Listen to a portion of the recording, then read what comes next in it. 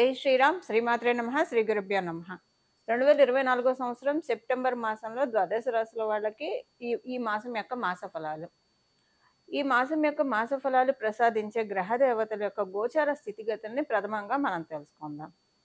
వృషభ రాశిలో గురుదేవుని సంచారము, మిథున రాశిలో మంగళ సంచారము. ఈ నెల బుధ భగవానుడు మూడు రాశుల్లో సంచరించబోతున్నారు. ఈ నెల 4వ తారీఖు వరకు కర్కాటక రాశిలో బుధ భగవానుడి సంచారం ఉంటుంది. 5వ తారీఖు నుంచి కర్కాటక రాశి నుంచి సింహ రాశిలోకి ఆయన అడుగుపెట్టబోతున్నాడు. అలాగే ఈ నెల 24వ తారీఖు నుంచి సింహ రాశిలో ఉన్న బుధ భగవానుడు కన్యా రాశి స్వస్థానగతుడు అవుతూ ఉన్నాడు. సూర్యనారాయణమూర్తి స్వక్షేత్రమైన సింహరాశిలో సంచారం సాగిస్తూ ఉన్నారు ఈ నెల 16వ తారీఖు వరకు. అంటే మొదటి తారీఖు ఫస్ట్ నుంచి 16వ తారీఖు వరకు కూడా ఆయన సింహరాశిలో ఉంటాడు. 17వ తారీఖు నుంచి సింహరాశిలోంచి కన్యా రాశిలోకి ఆయన అడుగు పెడతాడు. శుక్ర భగవానుడు మరి కేతుదేవునితోటి కూడి కన్యా రాశిలో సంచారం చేస్తూ ఉన్నారు. ఈ నెల 19వ తారీఖు నుంచి ఆయన కన్యా రాశి నుంచి విడివడి ఆయన స్వక్షేత్రమైన తులారాశిలోకి వచ్చి స్వస్థానగతుడు అవుతూ ఉన్నాడు. స్వక్షేత్రమైన కుంభరాశిలో శనీశ్వరుడు వక్రించిన శనీశ్వరుడు సంచారం జరుగుతూ ఉంది. మీన రాశిలో రాహుదేవుని సంచారం జరుగుతూ ఉంది. ఈ గోచార గ్రహాలు ఈ గోచారంలో గ్రహ దేవతలు ఈ స్థానాల్లో ఉన్నాయి.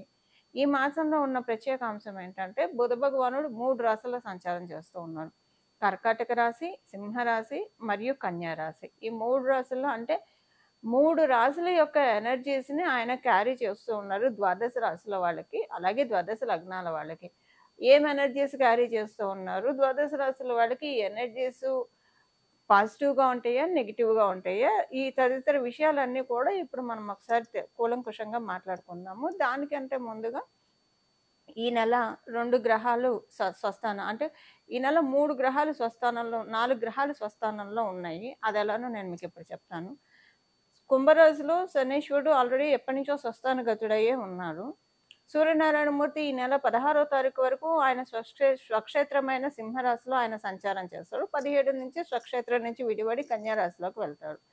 ఈ నెల 24వ తారీఖు నుంచి బుధ భగవానుడు కూడా స్వస్థానగతుడు అవుతున్నాడు. అంటే ఆయన రాశి అయిన కన్యా రాశిలో ఆయన సంచారం చేస్తూ ఉన్నాడు. ఈ నెల 19వ తారీఖు నుంచి శుక్ర భగవానుడు కేతు భగవానుడు తోటి కూడి సంచారం చేస్తున్న శుక్ర భగవానుడు ఆ కలయికకు బ్రేక్ చెప్పేసేసి తులారాశిలోకి ఆయన ఎంటర్ అవుతున్నాడు 18వ తారీఖు నుంచి. అంటే ఆయన కూడా స్వస్థానగతుడు అవుతూ ఉన్నారు. ఈ నెల అంటే గోచారంలో 4 గ్రహాలు స్వస్థానంలో ఉంటున్నాయి. అంటే మధ్య మధ్యలో స్వస్థానంలో ఉంటున్నాయి. నెలంతా కూడా లేకపోయినా నెలంతా స్వస్థానంలో ఉన్నదైతే శనైశ్వరుడు వక్రించి ఉన్నా కూడా ఆయన మకర రాశి వైపే కాబట్టి ఆయన ఒక్కడే స్వక్షేత్రగతుడు, నెలంతా స్వక్షేత్రగతుడైనది. మిగతా గ్రహాలు రవి, బుధ మరియు శుక్రులు వీళ్ళు మధ్యలో స్వస్థానగతులు అవుతున్నారు. స్వస్థానం నుంచి వేరే రాశిలోకి వెళ్తూ ఉన్నారు. అయితే ఈ మాసంలో ఉన్న ప్రత్యేక అంశం ఏంటంటే మనకి ఈ మాసం చివరన కన్యా రాశిలో రవి బుధులు అంటే కన్యా రాశిలోకి సూర్యనారాయణమూర్తి 17వ తారీఖు నుంచి వచ్చేసిన బుధ భగవానుడు 24వ తారీఖు నుంచి ఈ రాశిలోకి వస్తున్నారు కాబట్టి ఇది బుధాదిత్య యోగం అని చెప్పాలి. బుధాదిత్య యోగము ద్వాదశ రాశుల వాళ్ళకి, ద్వాదశ లగ్నాల వాళ్ళకి అప్లికేబిలిటీ ఉంటుంది. ఎప్పుడైనా ఈ బుధాదిత్య యోగము కన్యా రాశిలో చాలా పవర్ఫుల్గా ఉంటుంది. అలాగే అంటే మోస్ట్ పవర్ఫుల్ అంటే బుధ భగవానుడికి అది త్రికోణ స్థానం కాబట్టి ఈ కన్యా రాశిలో పడే యోగాలు ఎప్పుడైనా కూడా మిగతా రాశుల్లో కంటే కూడా ఎక్కువ పవర్ని సూచిస్తూ ఉంటాయి. అది ఆ యోగం ఏంటంటే బుధాదిత్య యోగము. ఇంకా మిగతా రాశుల్లో కంటే అంటే మిగతా రాశుల్లో బుధాదిత్య యోగం ఉండదు.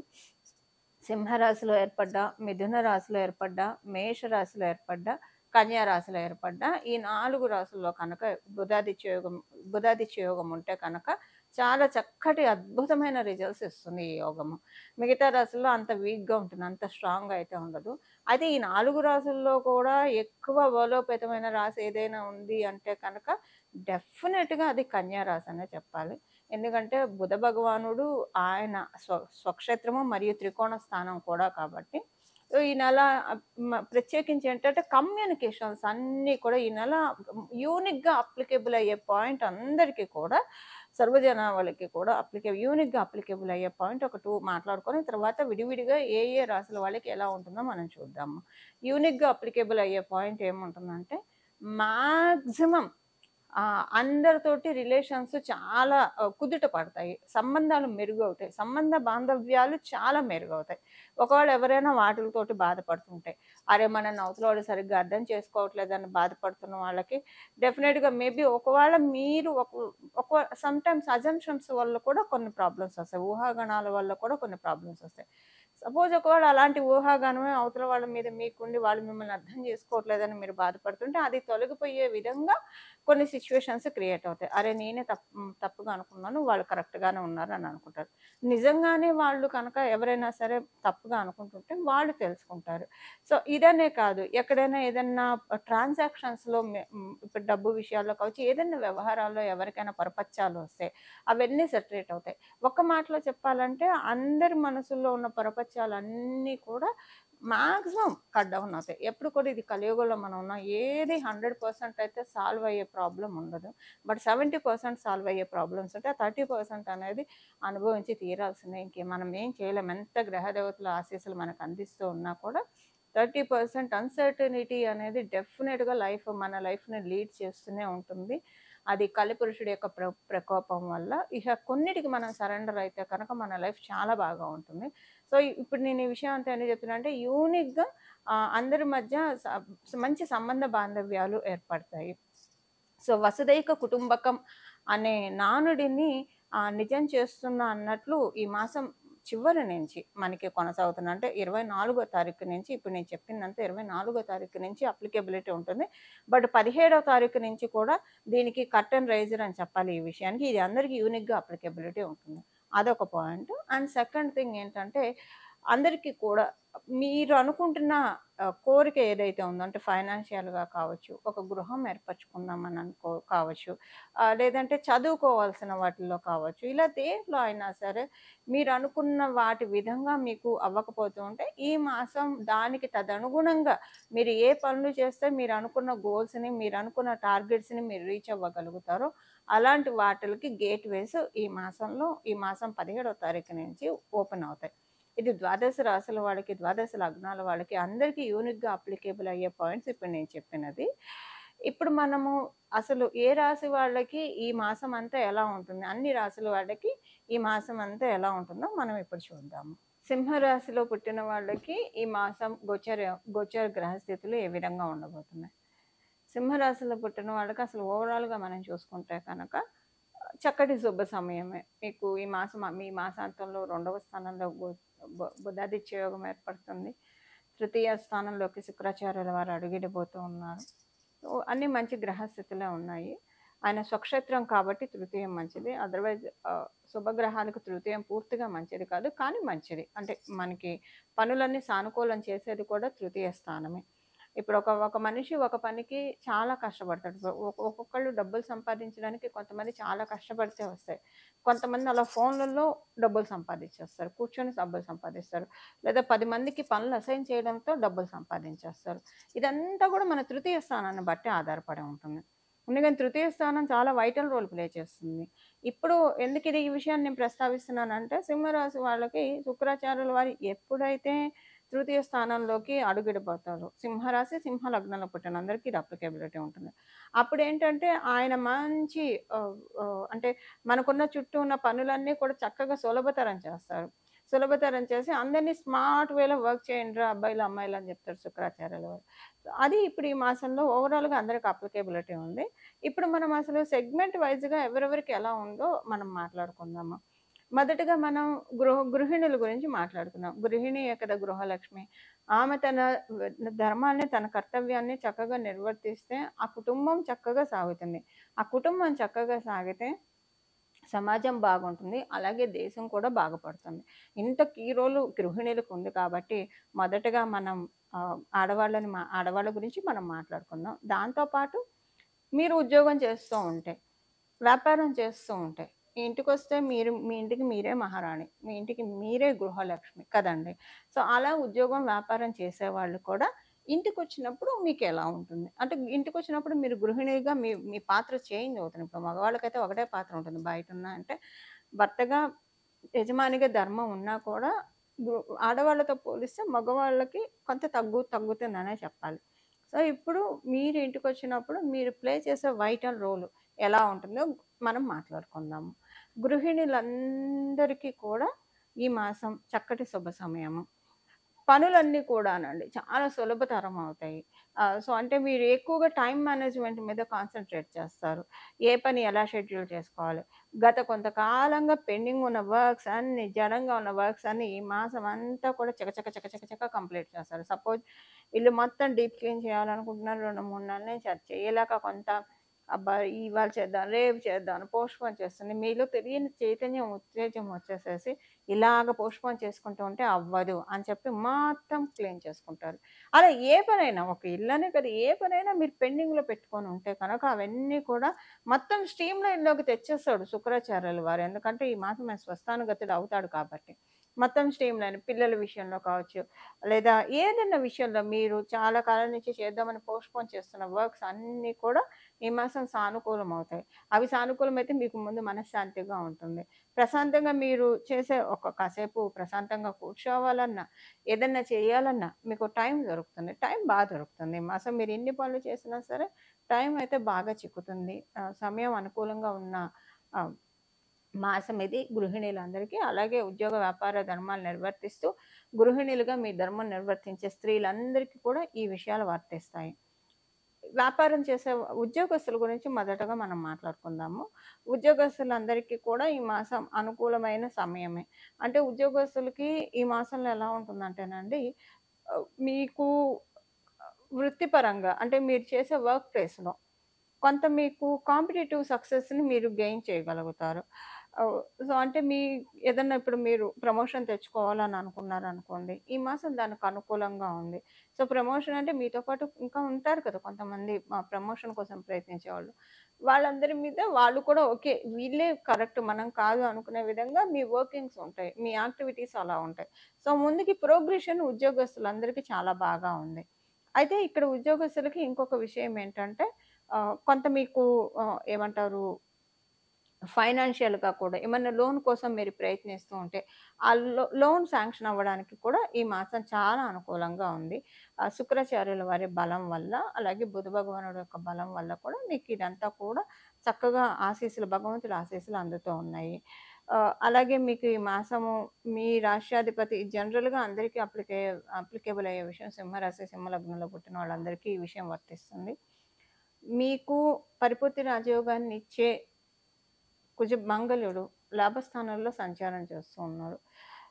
కాలపురుషుడు కుండలిలోంచి తృతీయ రాశి, అలాగే మీ రాశి నుంచి లాభరాశిలో సంచారం చేస్తూ ఉన్నాడు. సో, సింహరాశి, సింహలగ్నంలో పుట్టిన వాళ్ళందరికీ కూడా ఈ మాసము చాలా అనుకూలతల్ని చూస్తారు. ఏ విషయంలో కమ్యూనికేషన్స్‌లో అనుకూలతల్ని చూస్తారు. మరియు ఫైనాన్షియల్ మ్యాటర్స్‌లో మంచి అనుకూలతను చూస్తారు. ఈ ఫైనాన్షియల్ మ్యాటర్స్‌లో ఏంటంటే మీకు మీరు ఎక్కువగా మోటివేట్ చేసుకుంటారు.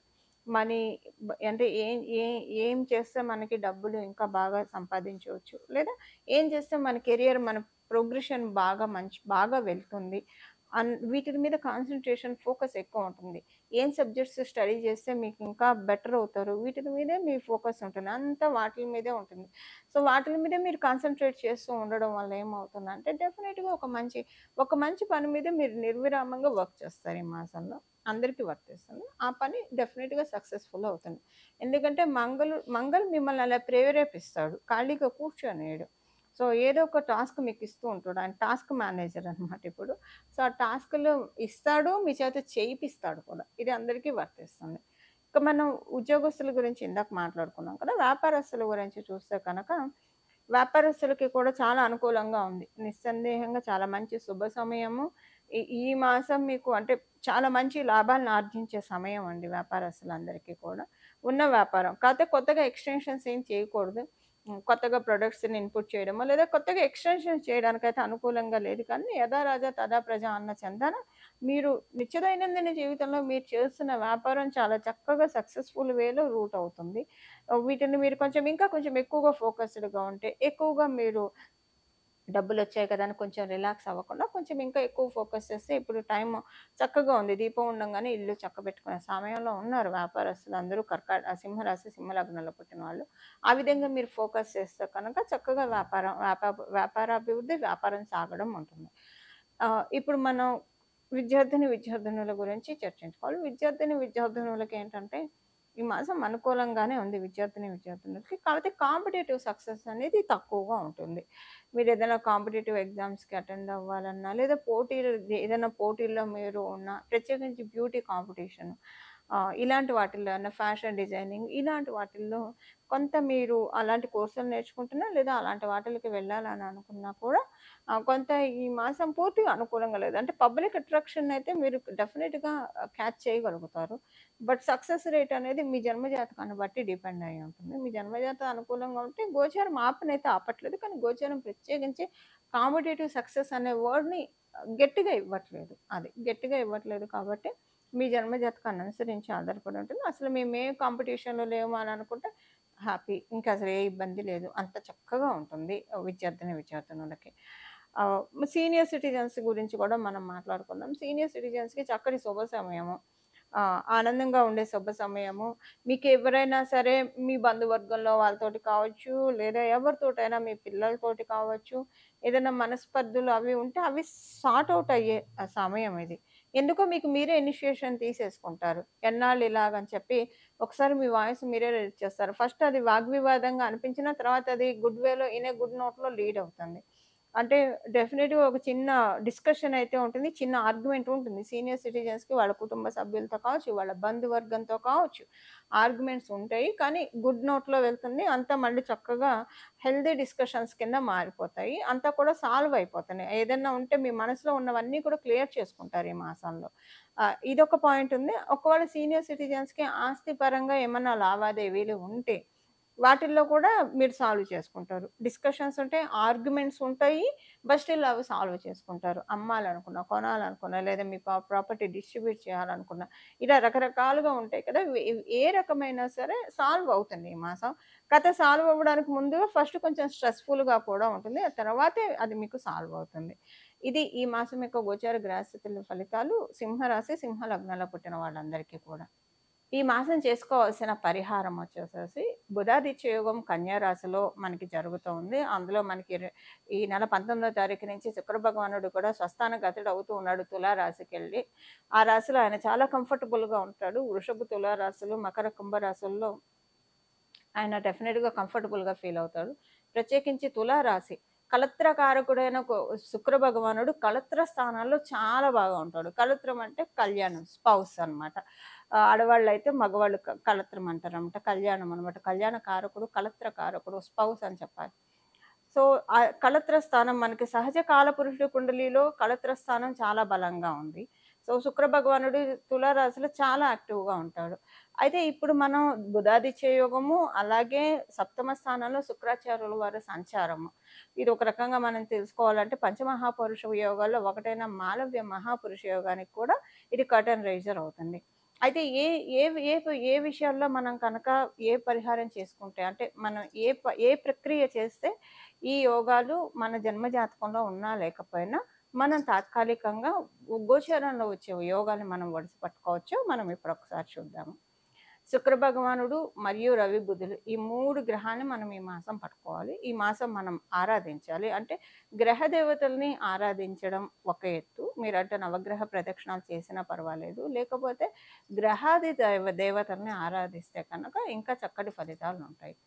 బుధాదిత్య యోగం కాబట్టి చక్కగా ఎవరికైనా బుధాదిత్య యోగం మీ జన్మ కుండలిలో ఉన్నా కూడా మీరు రోజు విష్ణు సహస్రనామం వినడం కనుక చదవడం వస్తే చాలా మంచిది. కొంతమంది చదవడానికి భయపడతారు. భయపడే వాళ్ళు వినడం. ఒకవేళ చదివే తీరిక లేకపోయినా సరే మీరు ఏ పని చేస్తూ ఉన్నా జస్ట్ అలా చక్కగా విష్ణు సహస్రనామం ప్లే చేస్తూ మీ పనులు మీరు చేసుకోవచ్చు. ఇలా మనకి టైంని చాలా వైజ్‌గా యూజ్ చేసుకున్న వాళ్ళం కూడా మనం అవుతాము. సో, అలా గనక మీరు విష్ణు సహస్రనామం చదవడానికి కానీ, లేదా వినడానికి కానీ ప్రయత్నిస్తే చాలా మంచిది. జనరల్‌గా కూడా బుధాదిత్య యోగం ఉన్న వాళ్ళకి అల్టిమేట్ రెమెడీ ఆహ్, డెఫినిట్‌గా విష్ణు సహస్రనామం చదవడం లేదా వినడము. ఇక భగవంతుడు సిగ్నేచర్ చేసిన ఆ భగవంతుడు ఆటోగ్రాఫ్ పెట్టబడినది అవుతుంది వాళ్ళ జన్మ జాతకం. ఇప్పుడు మనం ఎగ్జామ్స్ రాస్తే మన చిన్నప్పుడు మనందరం ఎగ్జామ్స్ రాసిన వాళ్ళు ఇప్పుడు మన పిల్లలు ఎగ్జామ్స్ రాస్తూ ఉంటారు. రాసినప్పుడు ఏముంటుంది కొంతమంది పిల్లలు బాగా ఎగ్జామ్ రాస్తే టీచర్స్ ఇంప్రెస్ అయితే, లెక్చరర్స్ ఇంప్రెస్ అయితే గుడ్ అని పెడతారు. వెరీ గుడ్ అని చెప్పి పెడతారు. స్టార్స్ ఇస్తారు. ఆ పిల్లలకి ఆ టైంలో అది చాలా వరంగా అనిపిస్తుంది. అలా టీచర్ అప్రిషియేట్ చేస్తే. అలా మన జన్మ జాతకాన్ని విష్ణుమూర్తి ఆటోగ్రాఫ్ ఇచ్చే రెమెడీ ఆటోగ్రాఫ్ ఇచ్చే క్రియ ఏదైనా ఉందా అంటే డెఫినెట్గా అన్డౌటెడ్లీ విష్ణు సహస్రనామం మాత్రమే మనం భగవంతుడి యొక్క ఆటోగ్రాఫ్ తీసుకోవడానికి మనల్ని అర్హుల్ని చేస్తున్నాయి. అందున ప్రత్యేకించి ఇలాంటి యోగాలు ఉన్నప్పుడు ఇంకా భగవత్ శక్తి అత్యద్భుతంగా ఉంటుంది. అంటే ఇప్పుడు భగవంతుడు మనకి ఎప్పుడు వరాలను అందించడానికి రెడీగానే ఉంటారు. కానీ గోచరంలో గ్రహ దేవతలు కావచ్చు, మన జన్మ కుండలిలో ఉన్న గ్రహ దేవతలు కావచ్చు, వాటికి సపోర్ట్ చేయాలి. వీళ్ళు పూర్వజన్మలో ఈ కర్మ చేశారు, నువ్వెలా పూర్తిగా వరాన్ని ఇస్తావు, మా పనిని మమ్మల్ని చేసుకొని, లేదా ఈ జన్మలో ఇవి చేశారు, సో వాటికి మేము ఇవ్వాలి, ఫలితాలు ఇవ్వాలి అని ఏం చేస్తాయంటే భగవంతుడి కృప ఉండడం వల్ల ఏమవుతుందంటే కొంతలో మనకి తగ్గిపోతుంది. అంటే ఎక్కడో పెద్ద రాయి వచ్చి తగలాల్సిన చోట చిన్న రాయితో వెళ్ళిపోతున్నాయి భగవంతుని పట్టుకుంటా కనుక. ఇలాంటి ప్రత్యేకించి ఇప్పుడు గ్రహ దేవతలు కూడా వరమిస్తున్న సమయంలో కనుక మనం ఇలాంటి ప్రక్రియలు చేసుకుంటే కనుక అత్యద్భుతంగా యోగిస్తుందని చెప్పడంలో ఏ మాత్రం సందేహం లేదు. బుధాదిత్య యోగం డెఫినెట్గా చాలా బాగా వర్కౌట్ అవుతుంది అన్ని రాసుల వాడికి కూడా. విష్ణు సహస్రనామం వినడం వల్ల, లేదా చదివితే ఇంకా మంచిదండి. చదవడం లేదా వినడం ఏదో ఒకటి మన ఈ కలియుగంలో భగవంతుడి పైన మనసు లగ్నం చేయడం అనేది మనం ప్రారంభిస్తే కనుక ఇహ మన లైఫ్లో అంతా కూడా చుట్టూ ఉన్న పరిస్థితులన్నీ సానుకూలం అవ్వడం వన్ బై వన్ అనేది మనం చూస్తాం. అంటే మనం చేసే పనులన్నీ కూడా సులభతరం చేస్తాడు భగవంతుడు పెరుమాళ్ళు. ఇది ఒకటి. రెండవ పరిహారం ఏంటంటే శ్రీ మహాలక్ష్మి అమ్మవారి ఆరాధన. కనకదార స్తోత్రాన్ని చదువుతారా, లేదా లక్ష్మీ అమ్మవారి అష్టోత్తరం చదువుతారా, మహాలక్ష్మి అమ్మవారి స్తుతి చదువుతారా, ఏదైనా పర్వాలేదు. లక్ష్మీ అమ్మవారికి సంబంధించినవి ఏదైనా నామాల్ని చదవడానికి ప్రయత్నించండి, లేదా కనీసం ఇందాక చెప్పినట్లు వినడానికైనా ప్రయత్నించండి. ఏదైనా కూడా మనకి చక్కటి ఫలితాలను ఇస్తుంది. బుధాదిత్య యోగం ఇప్పుడు చాలా పవర్ఫుల్గా ఉంది. ఇప్పుడు ఉన్న బుధాదిత్య యోగం ఇంకా పవర్ఫుల్గా ఉంది. దీని గురించి నేను ఇంకొక సపరేట్ వీడియో కూడా చేస్తాను. అందులో కూడా మీకు చక్కగా మొత్తం వివరాలు నేను చెప్పడానికి ప్రయత్నం చేస్తాను. ప్రస్తుతానికైతే ఈ మాసము విష్ణు సహస్రనామం చదవడము, అలాగే మరి అయ్యవారిని పూజించినప్పుడు అయ్యవారి వక్షస్థలంలో ఉన్న అమ్మవారిని కూడా మనం పూజించాలి కదా. అలా శ్రీ మహాలక్ష్మి అమ్మవారి సహస్రనామం చదవడం కానీ, వినడం కానీ, లేకపోతే మహాలక్ష్మి అమ్మవారికి సంబంధించిన ఏదైనా స్తుతి చేయడం వల్ల మనకి చాలా చక్కటి శుభ ఫలితాలు వస్తాయి. ఈ విధంగా మనం అందరం కూడా భగవంతుడు ఇచ్చిన ఈ కాలాన్ని చక్కగా సద్వినియోగం చేసుకుంటూ నిత్య జీవితంలో మన కర్తవ్యాల్ని, మన బాధ్యతల్ని మనం నిర్వర్తిస్తూ భగవంతుడి యొక్క పాదాలని మనం పట్టుకుందాము. మనందరం కూడా జీవన్ముక్తులం అవ్వడానికి ప్రయత్నిద్దాం. మంగళం. నమో భగవతే వాసుదేవాయ.